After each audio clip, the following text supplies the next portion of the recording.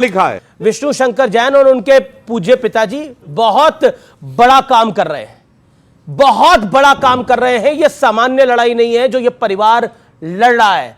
शायद हिंदू पक्ष का भार यह जैन परिवार अपने कंधों पे लेकर लड़ रहा है।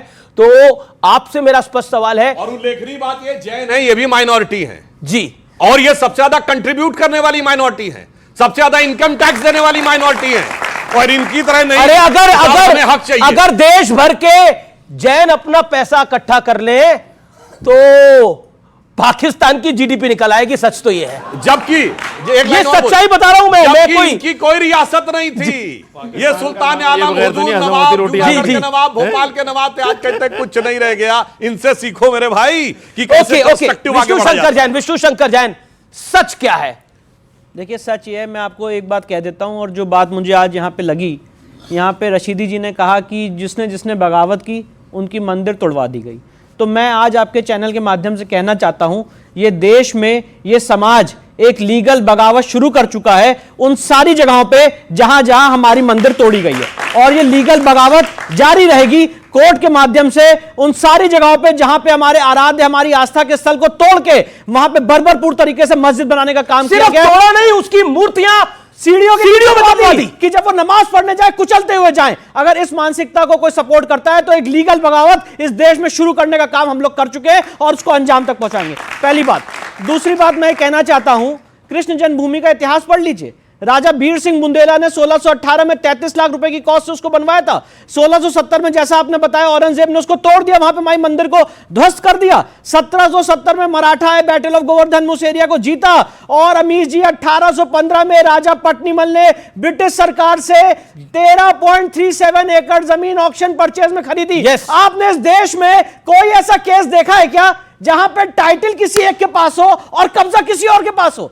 Title is with the deity, title documents हमारे पास है, और 2.5 एकड़ में कब्जा करके बैठे। ये अगर आप इनसे पूछ लीजिए कि साहब वफ कब हुआ, जरा वफ डीड दिखा दीजिए, साहब यहां पे आपको किसने टाइटल दिया जरा बता दीजिए, कोई डॉक्यूमेंट नहीं है। और आपको एक बात और बताना चाहता हूं, ये जो टाइटल सेल डीड हुई थी, ऑक्शन परचेज हुआ था, इसके खिलाफ 10 राउंड ऑफ लिटिगेशन हुआ। 1875 में जो मुस्लिम पक्ष हार गया, 1944 में लिटिगेशन हुआ जो मुस्लिम पक्ष हार गया।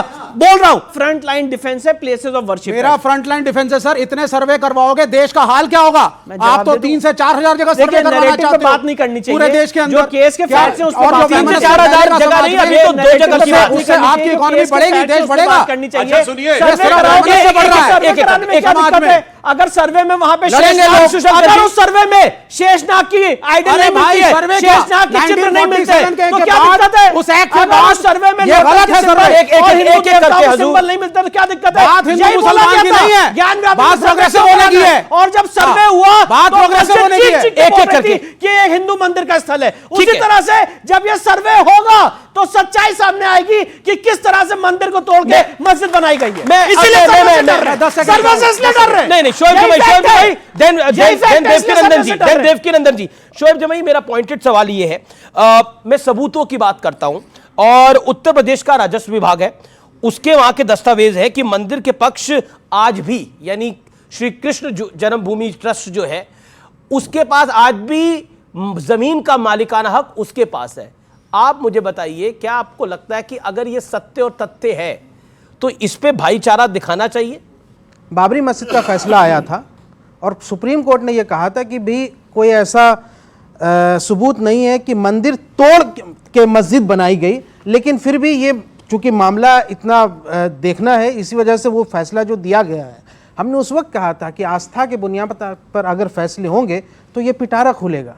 ये क्या सैंक्टिटी है? अगर प्लेसेस ऑफ वर्शिप एक्ट की सैंक्टिटी नहीं है तो खत्म कर दीजिए। आपकी बातों में एक फैलेसी है, मैं पूरी बात कर रहा हूं, आपकी बातों में एक फैलेसी है। काशी और मथुरा हिंदू पक्ष का तो साल दर साल मेरा कहना है, आई थी नहीं आई थी, उससे पहले से है। आप बताइए, 100 साल से है, 200 सालों से है। आप औरंगजेब की बात कर रहे हैं, आप औरंगजेब को बुला के यहाँ डिबेट कर